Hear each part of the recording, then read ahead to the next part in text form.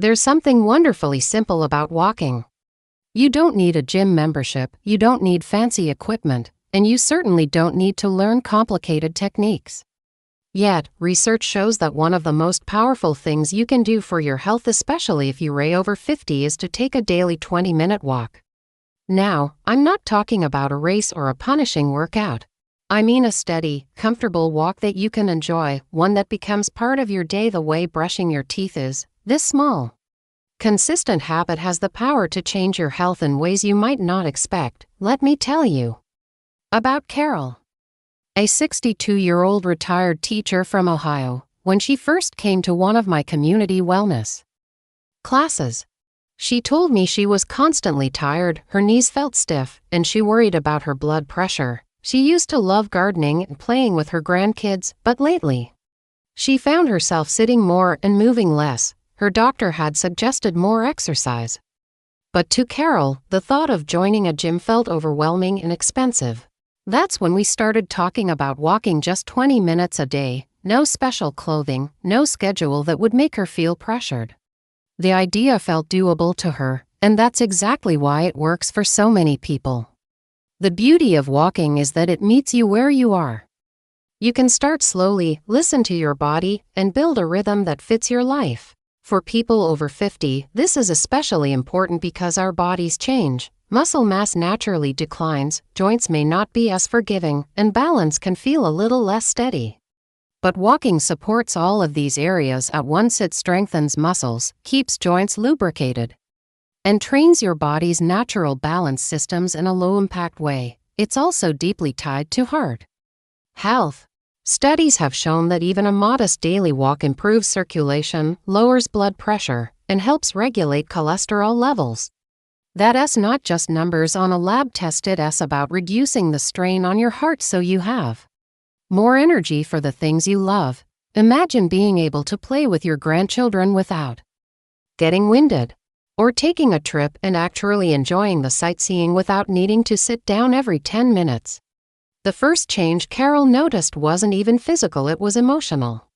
She told me, "I didn't realize how much I missed feeling the air on my face, hearing the birds, and just being out in the neighborhood." That connection to nature and community lifted her mood in ways she didn't expect. This is something the science backs up. Walking releases endorphins, those feel-good chemicals that help fight anxiety and depression. For many of us, especially as we age, the mind-body connection becomes even more important. Physical health affects emotional health, and vice versa. That's why walking can be so transformative. It's not just exercise. It's a daily reset for your entire well-being. And here's another piece of good news. The benefits start almost immediately. Within the first few weeks of regular 20-minute walks, you may notice better sleep, improved digestion, and a boost in mental clarity. Over months and years, you're looking at reduced risk of chronic conditions like heart disease, diabetes, and even certain types of cancer. The key is consistency. It's not about pushing yourself to exhaustion one day and skipping the next. It's about making it a part of your life that you don't even have to think about. I always tell people, walking is like depositing a little bit of health into your account every day. Over time, it adds up to a wealth of vitality. Of course, the idea of starting a new habit can feel intimidating, especially if you've been less active for a while. That's where small, manageable steps make all the difference. When Carol began, she started with just 10 minutes and gradually worked her way up to 20. On days when the weather wasn't great, she walked inside a shopping mall or even paced around her living room during TV commercials. The important thing was that she kept showing up for herself, day after day. And you can too. Walking doesn't just keep your body moving, it keeps your life moving. As the weeks went by, Carol began to notice changes that went far beyond what she'd expected. Her morning stiffness eased, she felt more steady on her feet, and her energy returned in a way she hadn't felt in years. She was sleeping through the night, waking up with a clearer mind, and even her digestion improved.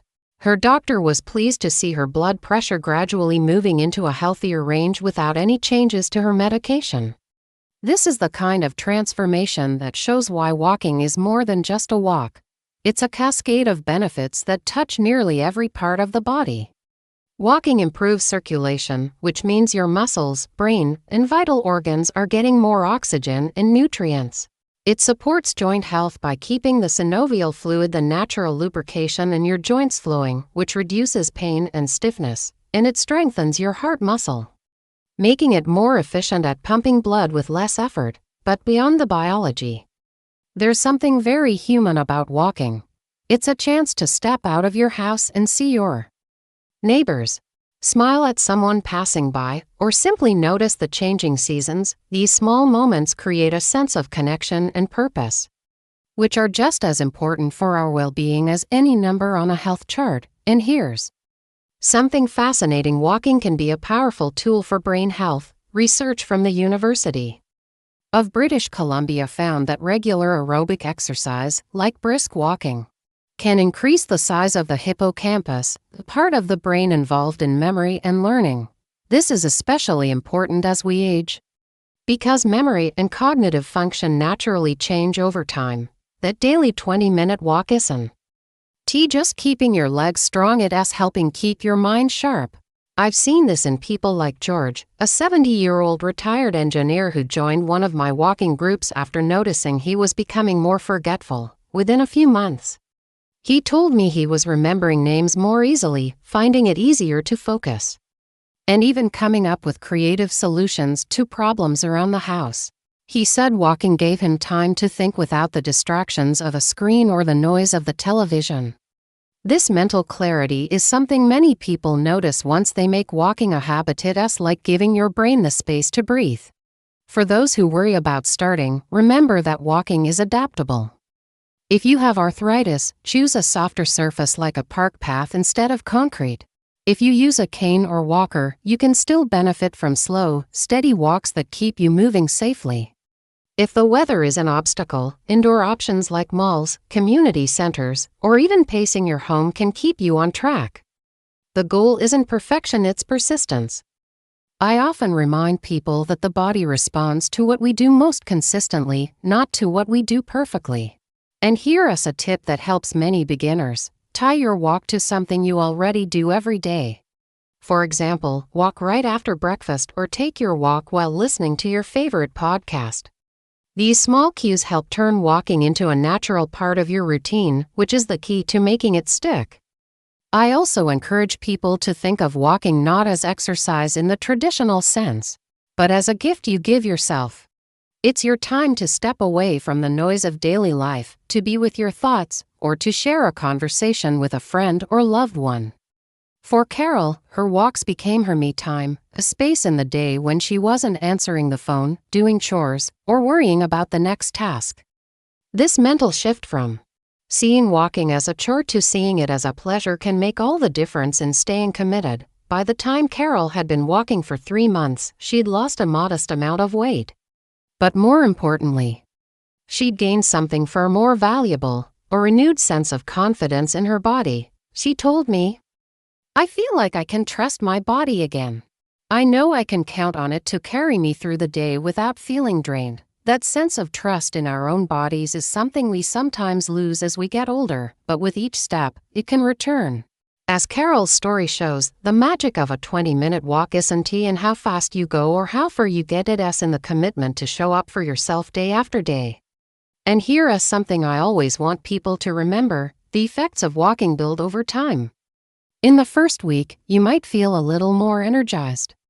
By the first month, you might notice you're sleeping better. Your mood is brighter, and daily tasks feel easier.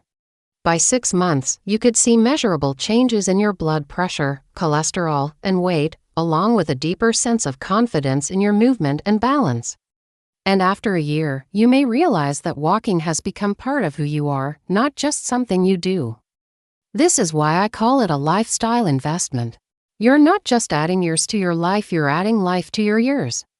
Imagine being able to travel without worrying about how much walking you'll have to do, or joining your family for an outing without thinking about where you'll sit and rest.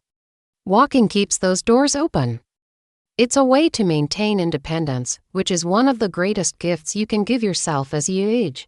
There's also the social benefit, which many people underestimate. Joining a local walking group, or even walking with one friend, turns it into a shared experience.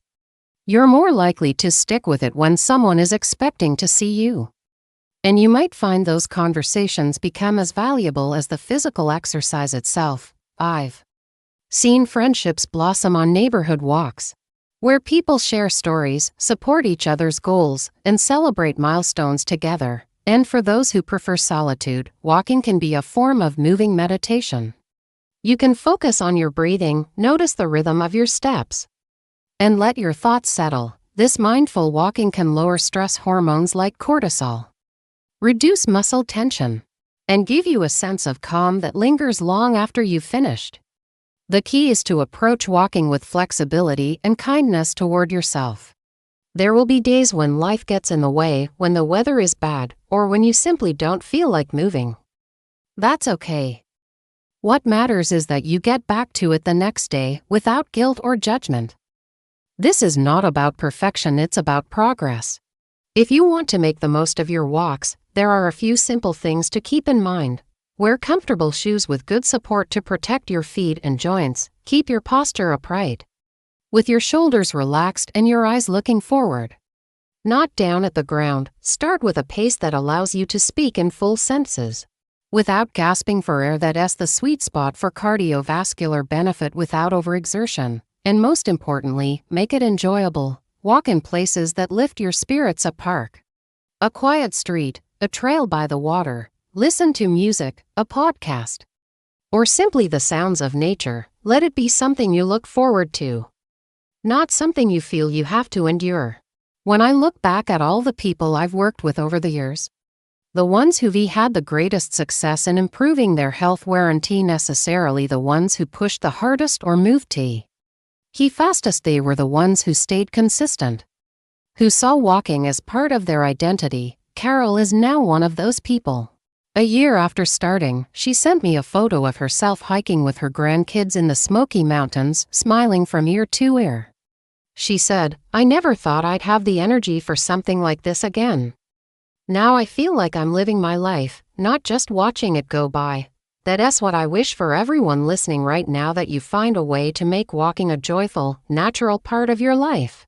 Because in those 20 minutes, you're not just moving your body, you're strengthening your heart, protecting your brain, lifting your mood, and investing in a future where you can keep doing the things that matter most to you. So, tomorrow, when the day begins, put on your shoes and step outside. Take those first steps, no matter how small, and trust that each one is moving you toward a healthier, more vibrant life. Remember, it's not about going far, it's about going often, and every single walk counts.